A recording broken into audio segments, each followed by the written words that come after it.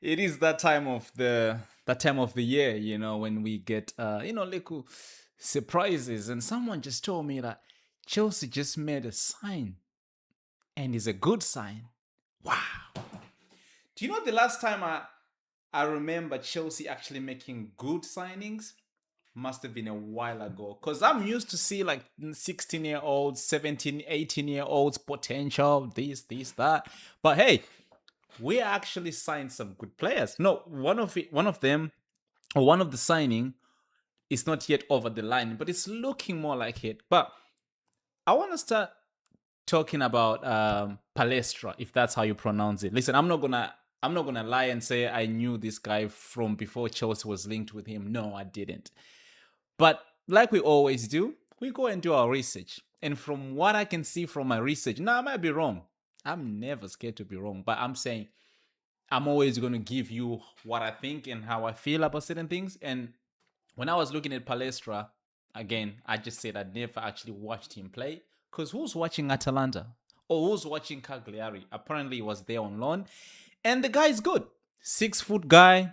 You would think maybe he will be good aerially, but aerial juice doesn't win them as much. And aerially, defending corners, attacking corner, whatever it is, he's not that great. I think it's like what, 43%.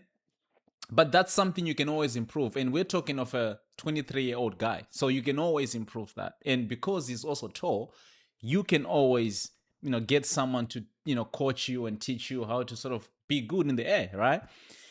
But one thing is good at though.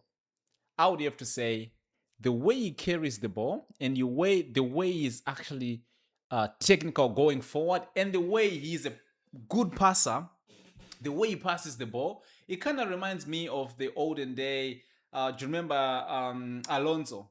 What's his first name? Alonso. I forgot, but the left back Alonso. If you're a Chelsea fan, you know who Alonso is, right? He does kind of remind me of Alonso. And listen, man, I like players who are good on the ball.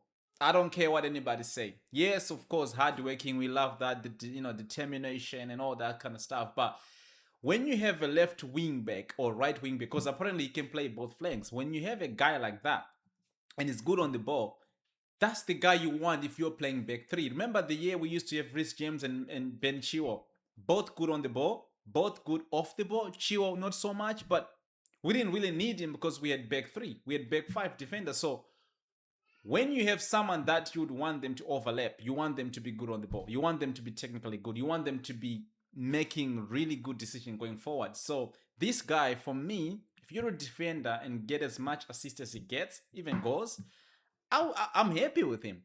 And this kind of justifies what I was saying about Kukrela. And I know a lot of people are coming on me and hey, no, people were not coming on me. However, they were coming to me and saying, um, why are you saying Kukrela should have gone and blah blah blah? And I said no. I was looking at it from not from a sentiment or values, because obviously we love Kukrela, we loved him. Some still do, I don't. But yeah, I didn't have any problem with him when he was at Chelsea. He's a very good player. But that decision to sell him, to me, it speaks volumes about how we are going to play going forward. Because when you look at Xavi Alonso, yes, he had played back four at Real Madrid, a couple games in, but he predominantly played back three. And when you have Cucurella as your left wing back, because that's the only way you're gonna use him, you can't really use him as a centre back because it's a centre back of three, because we have Corwell there, we have Badia Sheila there, and the other guys we are obviously linked with, they can play there. So you would have assumed that Cucurella would have been playing as a left wing back. Now, him as a defender, backwards, he's good. Going forward, that's where the problem is. I don't think Cucurella would have been good for us in the Xavi Alonso system. That's all I say.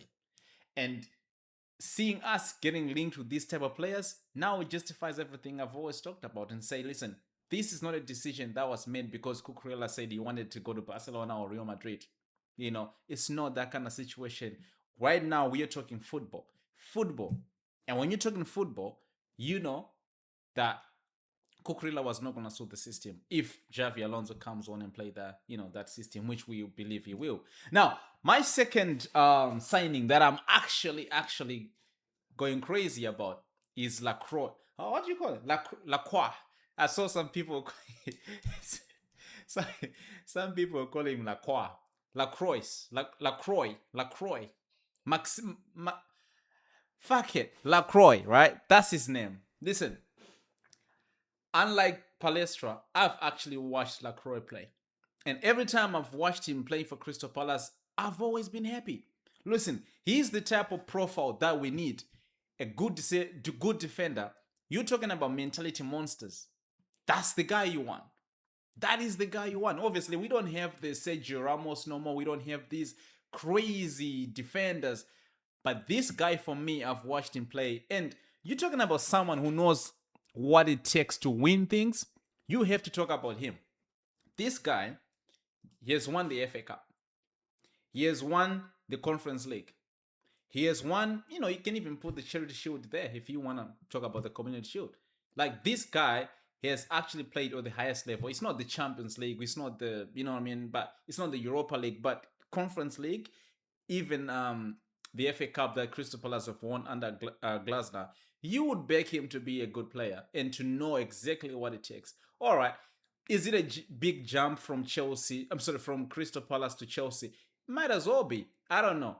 But one thing is, if we are buying players or some players from the Premier League, you would expect them to know what the Premier League is like. And I'm tired of buying players from like Germany, Brazil, and listen, we have gotten good players from those places. I'm not gonna lie. We have Esteval, we have João Pedro. These are players we've bought from Brazil. Not João Pedro. I mean, he's Brazilian, but we didn't buy him from Brazil.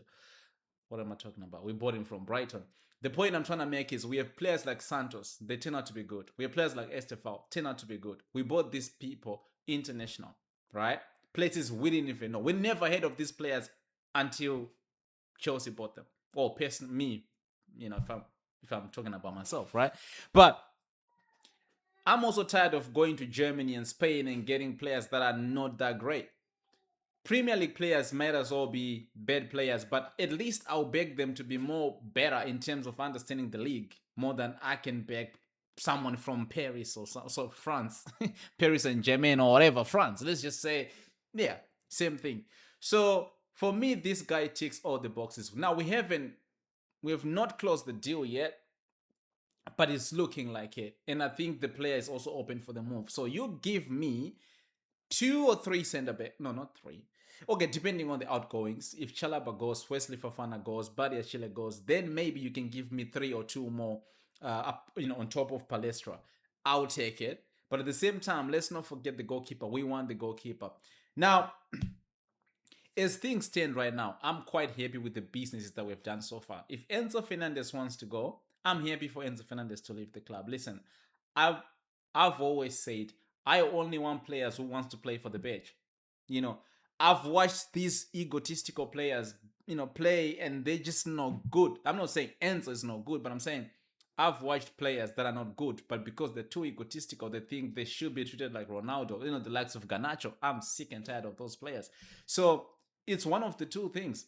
If you want to play for the club, even if you're not good, but at least if you have the desire and the determination to want to play for the club, then come to Chelsea. But you can have as much quality as you can have, like the Enzo Fernandez, but you can also fuck off because I want players that are willing to play for the bench. Now, I'm not going to say Enzo Fernandez didn't do that when he was playing at Chelsea. No, he definitely did that. Enzo Fernandez was one of the players for me that was playing for the bench. However, if now he decided he wants to leave, I don't blame him. He can fuck off. He can go. Yeah. But all I just wanted to say is, guys, I'm happy with the signings. And hopefully we get more good signings as well. Because this season, man, this league could just go anyway. City have got Maresca. Arteta is at Arsenal. Iraola went to Liverpool. And of course, Michael Carrick at United. And we have Xavi Alonso. So there is no one in the mix where you can say it's like a Pep Guardiola or like a Jurgen Klopp. Like, I'm not scared. I'm not scared at all. So this season, with 1 game a week, we have to win it. We have to win the league. So yeah, man, make sure you do subscribe and I'll see you guys on the next one. Peace.